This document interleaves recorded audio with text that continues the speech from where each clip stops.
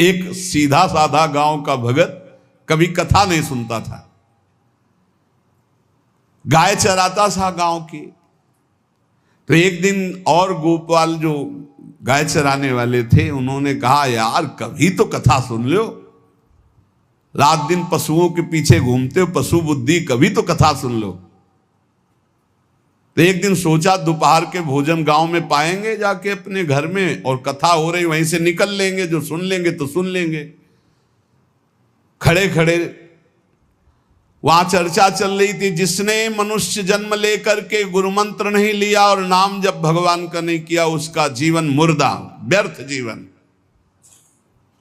चला गया सुन के, और बार बार वही दिमाग में कि पंडित जी कह रहे थे गुरु मंत्र नहीं लिया और नाम जप नहीं किया तो मुर्दा जीवन। जिन हरि भगत हृदय नहीं आनी, जीवित सौ समानते प्राणी। दूसरे दिन फिर गया, कहा पंडित जी आपने कल कथा में कहा था गुरु मंत्र ले लेना चाहिए, नहीं तो जीवन मुर्दा हो जाता है, बेकार जीवन रहता है। तो देव गुरु मंत्र आप, और तो हम किसी को जानते नहीं। देखा फटा पुराना कपड़ा, डंडा लिए एक चरवाहा। उनका ऐसे थोड़ी कि तुरंत गुरु मंत्र दे दिया जाता है, आखिरी दिन कथा के मिलना फिर दे देंगे, टाल दिया। अब वो आखिरी दिन कथा के तो दिन चढ़ावा चढ़ रहा था, तो पंडित जी ने कहा जब चलें तब ले लेना गुरु मंत्र, टाल दिया। अब वो जब आखिरी दिन के बाद हो, तो उस समय घोड़े पे बैठ सब सामान लाद के पंडित जी चलते थे, वो तो सब सामान लाद के चलने लगे हो, तो पीछे पंडित जी आप जो कह रहे थे कि गुरु मंत्र देंगे, आप गुरु मंत्र दे दीजिए। पंडित जी रबड़ी पवाई गई थी, घोड़े से उतरे, घोड़ा एक भगत के यहाँ खड़ा किया और लोटा लिया और भागे, क्योंकि सोच लगी थी।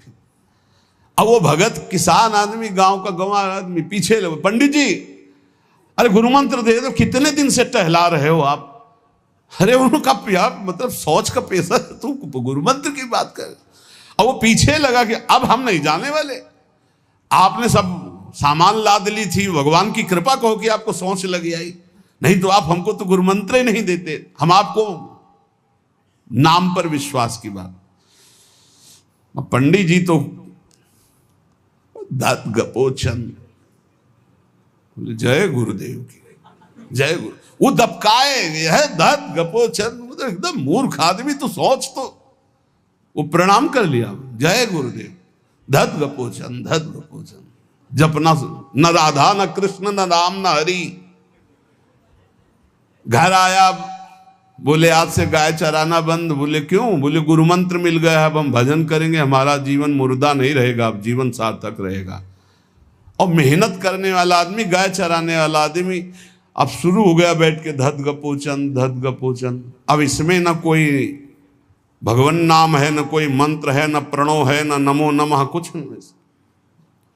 गांव के लोग, घर के लोग बोले कि यार 50 गाय चराता था, पता नहीं कौन सा हम लोगों का पाप उदय हुआ कि कह दिया कि कथा सुन लेना। अब वो गाय चराना भी छोड़ दिया, अब गपोचन शुरू हो गया।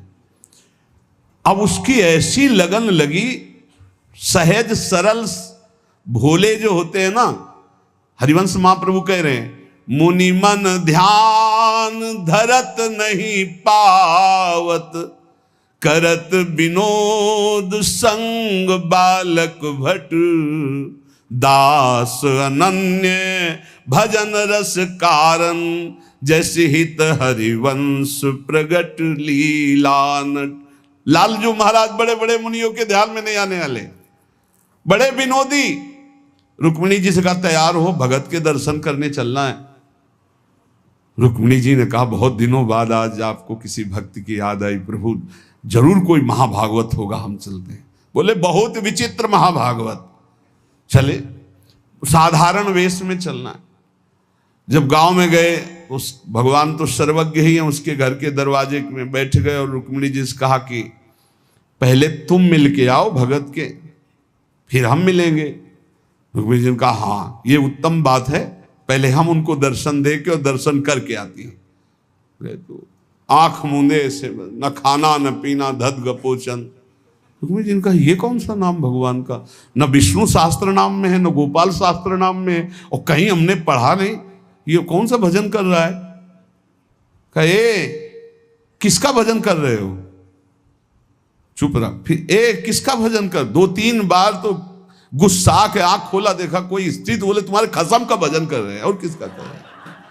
वो रुक्मिणी जी आ गई, बोले बहुत जानकार भगत है प्रभु द्वारिकाधीश से कहा बहुत जानकार भगत है। बोले क्यों, बोले हमने कहा कि किसका भजन कर रहे हो, देखो हम इतना छुप के गई थी लेकिन वो पहचान गए, वो कह रहे तुम्हारे खसम का भजन कर रहे थे। अब भगवान ने कहा हाँ तभी तो हम आए भगत जोड़ कर। बोले प्रभु आप दर्शन बाद में करना, जाके पहले हमारा प्रश्न बता दो, प्रश्न का उत्तर दे दो कि आपके विष्णु शास्त्र नाम, गोपाल शास्त्र नाम, बहुत से नाम हैं, ये नाम तो हमने कभी नहीं सुना। भगवान ने कहा ये नाम हमको तो बहुत प्यारा है। बोले आपको कब, मतलब ये कब कैसे नाम रखा गया। बोले बहुत प्यारा है, हमारा ब्रज का रखा हुआ नाम है, ब्रज में मैया ने रखा था। कैसे रखा था। बोले एक दिन मैं माखन चोरी कर रहा था, सखा के कांधे पर खड़ा हुआ, ऊपर माट में हाथ डालकर मक्खन पूरा ऐसे खाता जाता, सखा को पवाता जाता। इतने में मैया और गोपी जन आ गई। ए कन्हैया ये क्या कर रहा है। अब हमने देखा कि फंस गए। हमने कहा कि मैया हमें बहुत भूख लगी थी और देखा कि इसमें चींटी चढ़ी हुई है, तो हम चींटी निकाल रहे थे। तो बोले चींटी कैसे निकाल रहे थे, यहां पूरा हाथ सना हुआ है तुम्हारा चींटी। बोले अरे भैया तू बावरी, जब चींटी को ऐसे निकालने करते वो अंदर चली जाती तो खबो खबो के निकाला, इसलिए ऐसा इतना हाथ हो। बोले यहाँ मुंह में भी जब तुम्हारे मक्खन लगा, एक मक्खी बार बार उड़ रही थी तो हम ऐसे मारा तो पूरा मुंह में मक्खन लगा। भैया ने कहा धत गपोचन। बोले ये उस समय का नाम रखा हुआ है, मेरा बाल गोविंद में जब मैया ने रखा था मक्खन चोरी के समय उस। अब आप विचार करके देखो, भगवान का साक्षात्कार गुरु वचनों पर विश्वास होने पर साधारण शब्द बोला तो भगवान तो सर्वलोक महेश्वर सर्वज्ञ, उनके सब जैसे हर अक्षर में आ विराजमान है, का खा गा घा आ, ऐसे ही सब अक्षरों में ब्रह्म विराजमान है। फिर राधा नाम तो स्वयं हरि जपते हैं, और राधा नाम तो परम प्रेममय है और बड़ा गुही है। विश्वास करके जब वो धदगपोचंद जपा तो रुक्मिणी द्वारिकाधीश भगवान दर्शन देने आ गए, और तुम विश्वास करके राधा राधा जपोगे तुम्हें नहीं प्राप्त हो जाएगा। अरे यही राधा स्वयं भगवान हरि जपते हैं। इसलिए संदेह शब्द नहीं होना चाहिए उपासना में। जो गुरु ने उपासना दी उसमें संदेह नहीं होना चाहिए।